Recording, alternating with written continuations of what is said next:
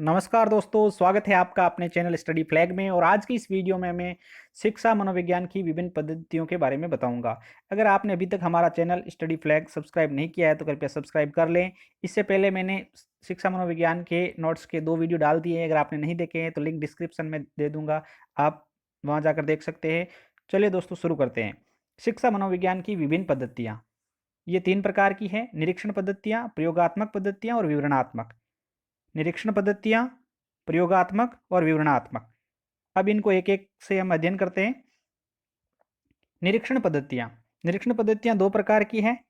पहली है अंतर्दर्शन या आत्मनिरीक्षण विधि और बहिर्दर्शन या वस्तुनिष्ठ पद्धतियाँ।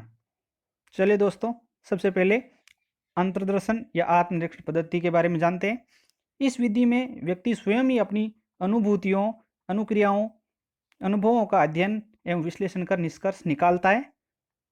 इस विधि में क्या होता है, अंतर्दर्शन के अंदर व्यक्ति खुद ही अपनी अनुभूतियों, अनुक्रियाओं, अनुभवों का अध्ययन कर विश्लेषण करता है और फिर निष्कर्ष निकालता है। ये मुख्यतः आत्मचिंतन है, यानी खुद के बारे में ही सोचना है। ये मनन है। टिस्नर इसके बारे में क्या कहते हैं, अपने आप में देखना ही अंतर्दर्शन है। मोस्ट इंपॉर्टेंट, टिस्नर कहते हैं अपने आप में देखना ही अंतर्दर्शन है। अब इस विधि के गुण और दोष जानते हैं।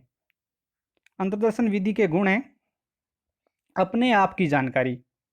इसमें अपने आप की जानकारी मिलती है, समय और स्थान की समस्या नहीं होती है। अंतर्दर्शन विधि से अध्ययन करने में समय और स्थान की समस्या नहीं होती है और ये कम खर्चीली है, पैसा बिल्कुल भी खर्च नहीं होता है। दोष, ये अवैज्ञानिक है, क्योंकि व्यक्ति खुद ही अपना अध्ययन करता है, इसलिए ये अवैज्ञानिक है। अनुभूति है, उसकी अभिव्यक्ति नहीं होती है। कई बार अनुभूतियाँ ऐसी होती है कुछ जिनका अभिव्यक्ति नहीं हो पाती है। और मन या मस्तिष्क की वास्तविक दशा क्या होती है वो व्यक्ति जान नहीं पाता है। मन की वास्तविक दशा का ज्ञान नहीं होना। विषय और विषयी का एक होना। अंतर्दर्शन विधि के अंदर वो खुद व्यक्ति अपना ही करता है तो विषय और विषयी एक हो जाते, ये इसकी सबसे बड़ी कमी है। अब बात करते हैं बहिर्दर्शन या वस्तुनिष्ठ पद्धति की। बहिर्दर्शन या वस्तुनिष्ठ पद्धति ये बहुत इंपॉर्टेंट है। इस विधि में दूसरे लोगों की मानसिक प्रक्रियाओं का अध्ययन करते हैं। दूसरे लोगों की मानसिक प्रक्रियाओं का अध्ययन करते हैं। ये बहुत इंपॉर्टेंट विधि है और सामान्य जीवन में भी काम में ली जाती है। गुण क्या है इस विधि के, ये वैज्ञानिक है, वैज्ञानिक विधि है। बालकों के अध्ययन में उपयोगी है। स्कूल में बालकों के अध्ययन में ये उपयोगी है। सभी प्रकार के प्राणियों के अध्ययन में भी उपयोगी है, यानी ये किसी भी प्रकार के प्राणी के लिए काम में ली जा सकती है। दोष क्या है इसके, दिखावटी व्यवहार। जिस व्यक्ति पर बहिर्दर्शन विधि हम काम में लेते हैं वो व्यक्ति दिखावटी व्यवहार कर सकता है। एक ही व्यवहार से भिन्न भिन्न दशाओं का ज्ञान होना, एक ही व्यवहार से भिन्न भिन्न दशाओं का दिखना। व्यवहार एक ही तरह का है लेकिन भिन्न भिन्न दशाओं में की तरह वो दिख सकता है। तीसरी है अपने समान दूसरों को समझना। अपने समान दूसरों को समझना ये सबसे बड़ी कमी है, क्योंकि आपने वो सुना होगा, द्रोणाचार्य अर्जुन को नगर में भेजते बुरा आदमी ढूंढने के लिए, उसे नहीं मिलता है। और वो दुर्योधन है, उसको अच्छा आदमी ढूंढने के लिए भेजते हैं और उसे नहीं मिलता है। तो बहिर्दर्शन की ये कमी है, अपने समान दूसरों को समझना। पक्षपात का प्रभाव, इसमें पक्षपात होने की भी संभावना रहती है। तो यह है बहिर्दर्शन विधि। अब बात करते हैं प्रयोगात्मक पद्धति की।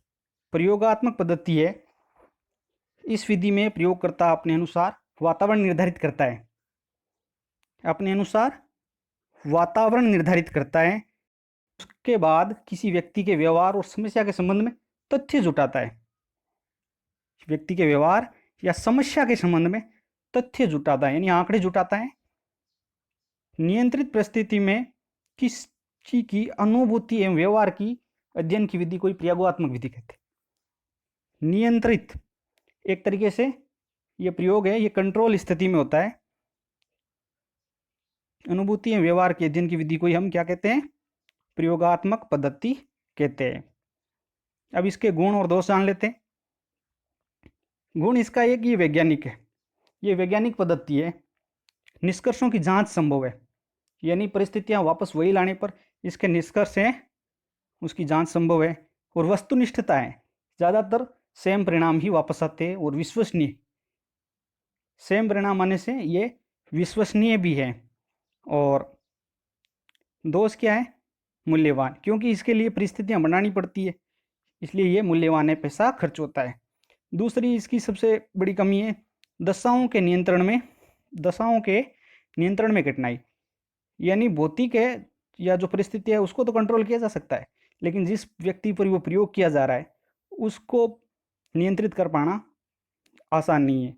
तीसरी कृत्रिमता, क्योंकि इसके लिए वो वातावरण है वो कृत्रिम रूप से तैयार होता है। असहयोग, जिस पर प्रयोग किया जा रहा है वो आदमी असहयोग कर सकता है। और स्वतंत्र पद्धति का नहीं होना, क्योंकि इसके अंदर स्वतंत्र पद्धति नहीं है, इसमें कई तरह की पद्धतियां काम में लेके और उस प्रयोग को किया जाता है, तो ये इसकी कमी है। अब बात करते हैं तीसरे नंबर विवरणात्मक पद्धतियां। विवरणात्मक पद्धतियां इसके कई भाग हैं। पहली है व्यक्ति इतिहास यानी केस हिस्ट्री पद्धति।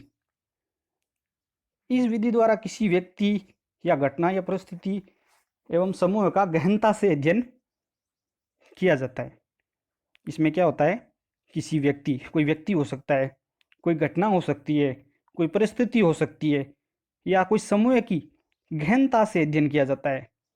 गहनता से अध्ययन किया जाता है। जैसे कि अभी ये कोरोना चल रहा है, तो कोरोना में अगर कोई व्यक्ति पॉजिटिव आता है तो उसकी एक तरीके से केस हिस्ट्री निकाली जाती है, कौन व्यक्ति उसके संपर्क में आया, कहाँ कहाँ हो गया। तो ये एक तरीके से व्यक्ति इतिहास पद्धति ही है। इसका सर्वप्रथम प्रयोग है ये टाइडमैन ने किया। आगे बात करते हैं विकासात्मक पद्धति। विवरणात्मक विधि में दूसरी है विकासात्मक पद्धति। इसमें विकास की विभिन्न अवस्थाओं का अध्ययन किया जाता है, यानी बालक के जन्म